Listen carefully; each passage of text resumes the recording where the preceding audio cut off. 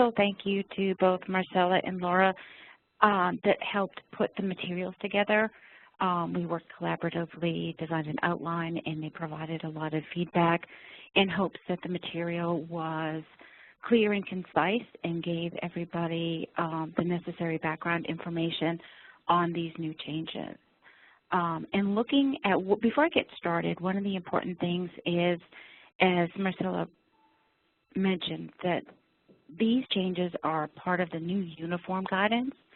So for grantees that received new federal funds after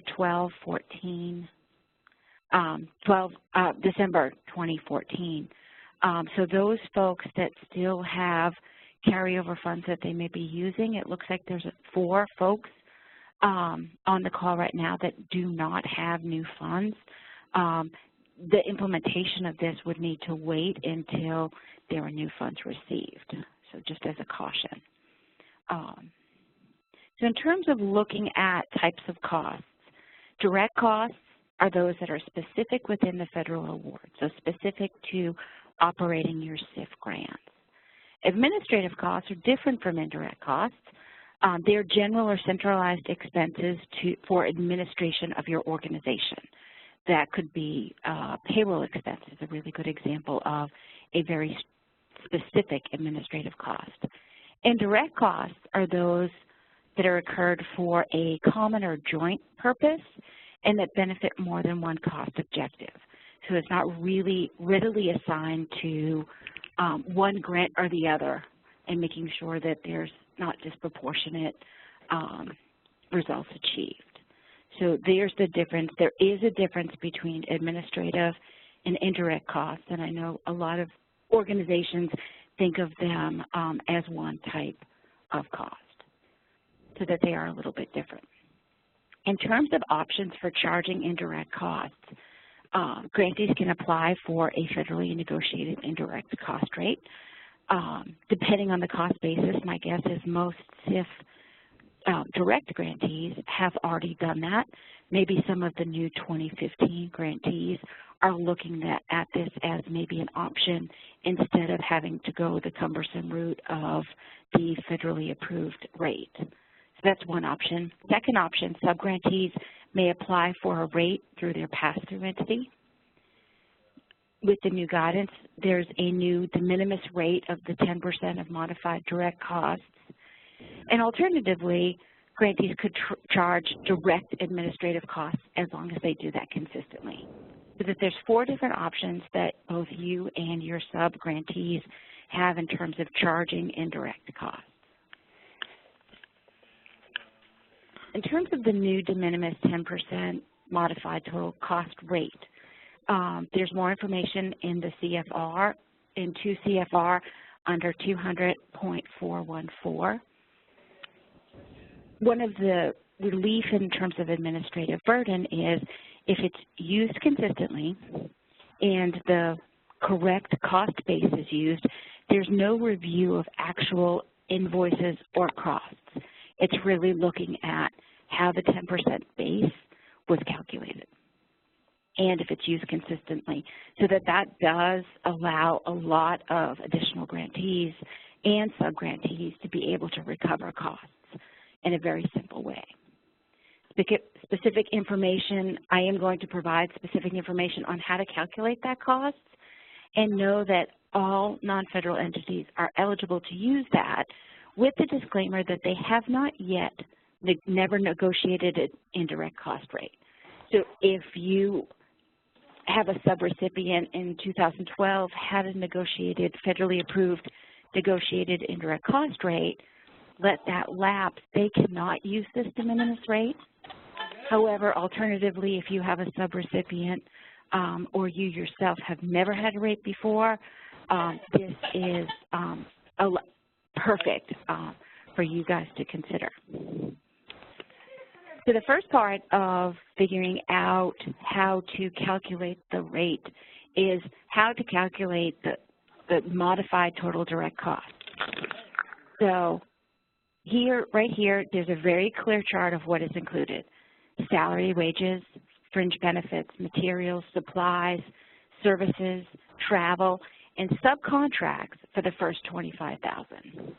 So if a organization has a lot of pass-throughs, they can only use the first $25,000. What's not included in the calculation of this rate is equipment, capital expenses, patient care, tuition remission, rental costs, participant costs, scholarships, fellowships, and sub-awards exceeding 25%. So the first step would be to calculate what an organization for you or your subrecipient, what is their total costs.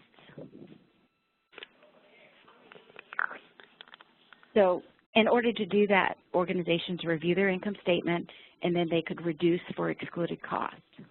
Once the modified total costs are calculated, grantees are allowed to charge 10% of that. So in the example that will follow,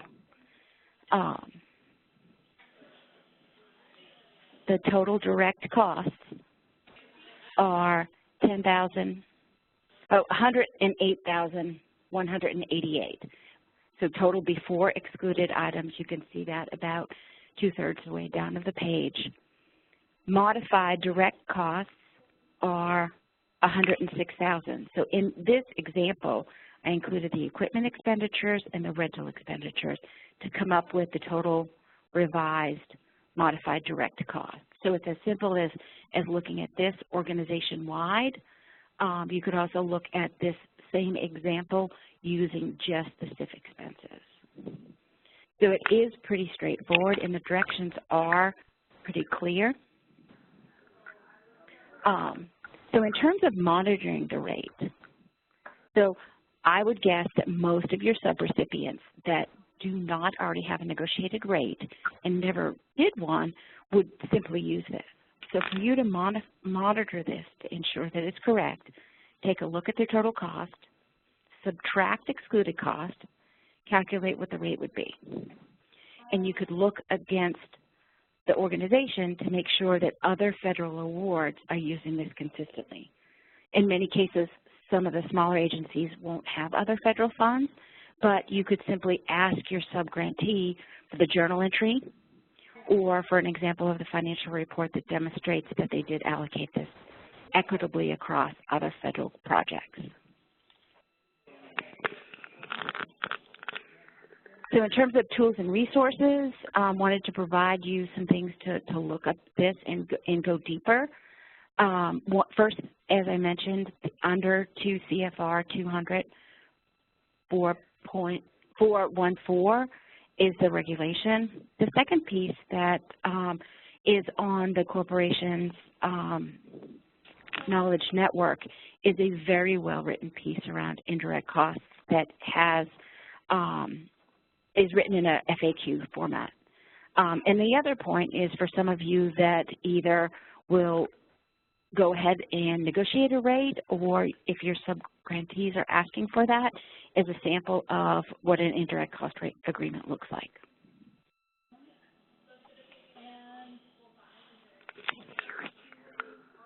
So in terms of the formal presentation and the information that we wanted to provide, the broad overview, that is basically it. We did get a few questions, so I'm going to turn this back to Marcella. Sure. Yeah, so we did receive a couple of questions. So let's start by, the first one is, can a non-federal agency eligible to charge the 10% de minimis rate elect to charge less than 10%? And the answer is yes. I mean, eligible entities may elect not to charge the 10%, charge the 10%, or apply less than the 10%. Just the 10% is just the maximum. As long as they are using the correct base of the total modified direct cost, and they are applying it consistently among all federal awards, it should be okay. The other question that we received is, what documentation do we need to start utilizing the 10% de minimis rate? And as Chris said, there is actually no documentation required to start using the 10%. it just has to be authorized, meaning that your SIF award or the new award that you're receiving has to be covered by the new uniform guidance or 2 CFR 200, which is the one that opened up this opportunity for organizations of charging the 10% rate. Anything else you want to add, Chris, or anyone? No, I think one of the questions that I did see is about whether someone could utilize the rate and charge direct costs. And I think that the example provides a really clear place where that would come into play in terms of rent. If you look at one of the excluded items under the modified total direct costs is rent. So since that is excluded from the base, an organization could, if they had a cost allocation plan for their rental space and had direct space for the SIF program, could use the 10% de minimis rate as well as directly charge for rental space. For rental. We have another question, and is, can we limit our subgrantees to the 10% as well? And I guess this relates to eligibility. And as Chris said, you know, the 10% de minimis rate will remain as an option for eligible subgrantees, including those that do not have an approved negotiated indirect cost rate or have not had one in the past. So if your contract with the awarding agency is covered under 2 CFR 200, therefore the sub-awards that you're going to give to your subrecipients will be also covered by the same regulations, and therefore they will have the option of charging the 10% rate. And I think we also have, actually this is a very good question. What effect, if anything, will the new guidance have on universities' indirect costs?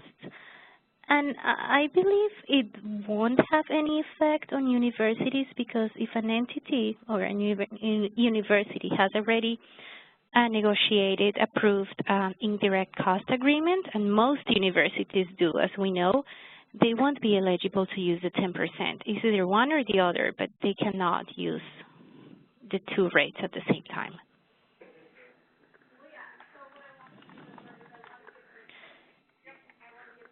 Do we have any other questions?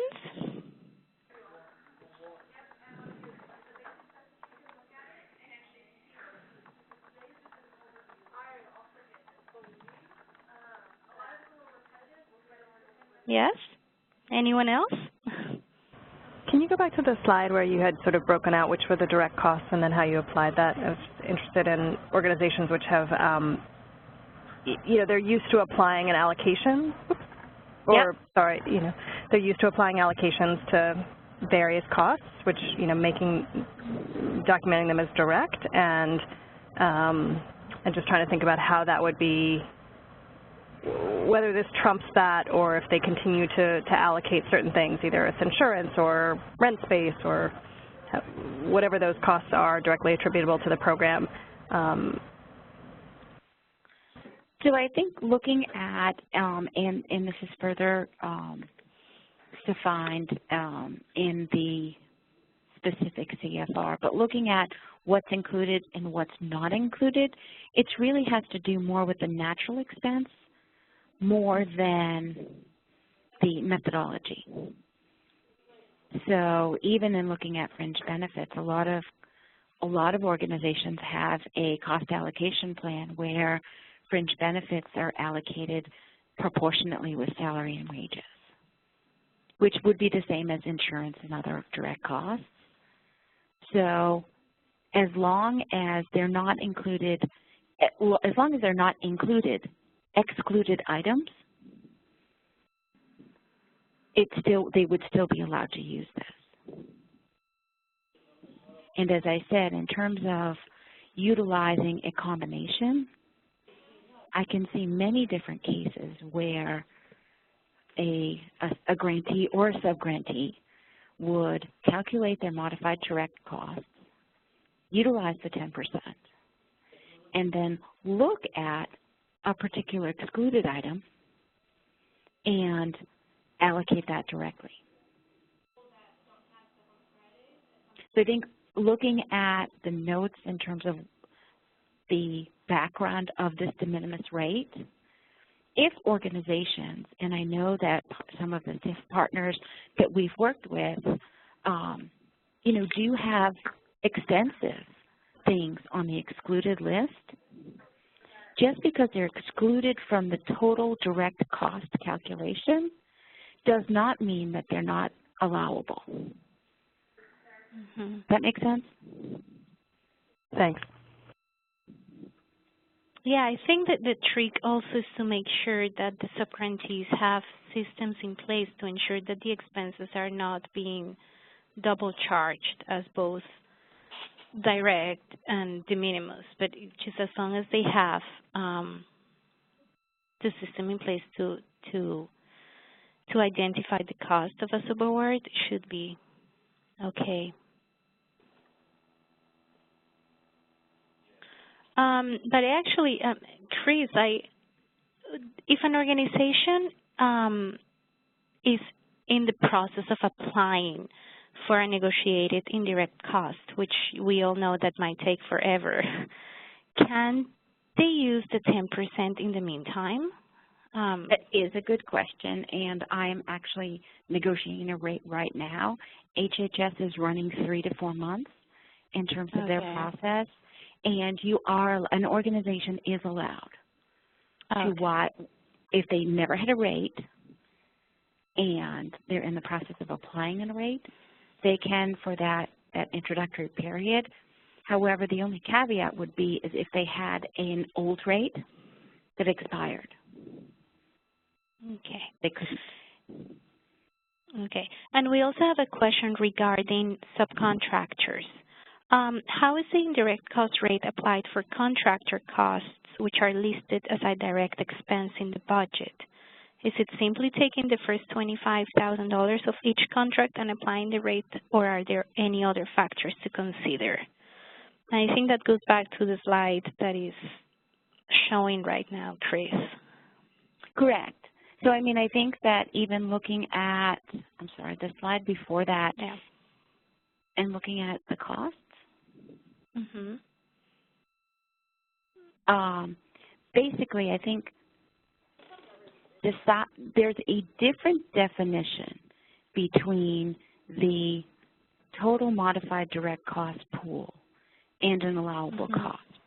So in this case, if you had your subcontractors that were included before excluded items and that you had to put them under excluded items, let's say you had a contract for $50,000 and $25,000 went in that excluded item option, it doesn't say that that $25,000 is not allowed. It just says it's not allowed for the 10% base.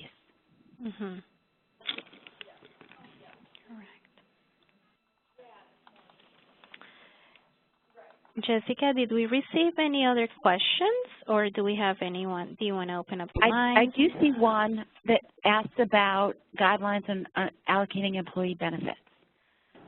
And do all benefits have to be placed in one pool?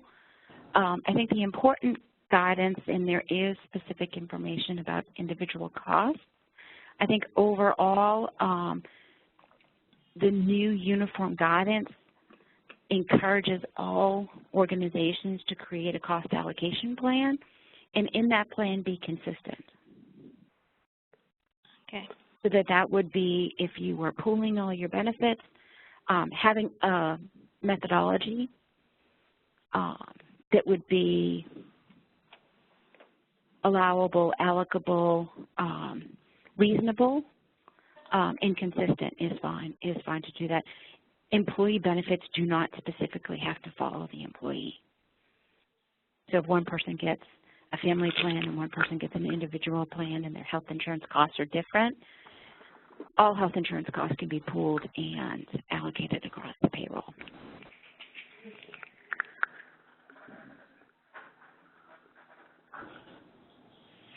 Ask a question about the excluded items.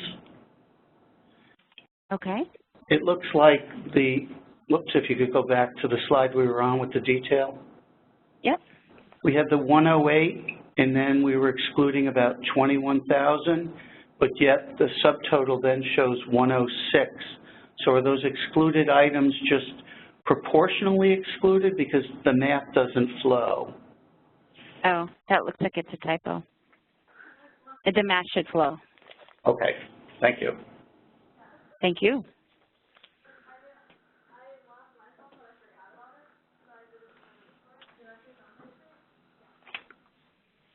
Anyone else? Any other questions?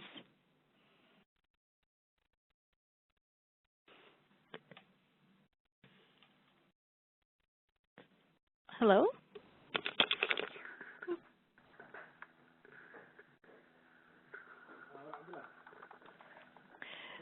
So Chris or Jessica, do you guys want to add anything else if we don't have any other questions, or?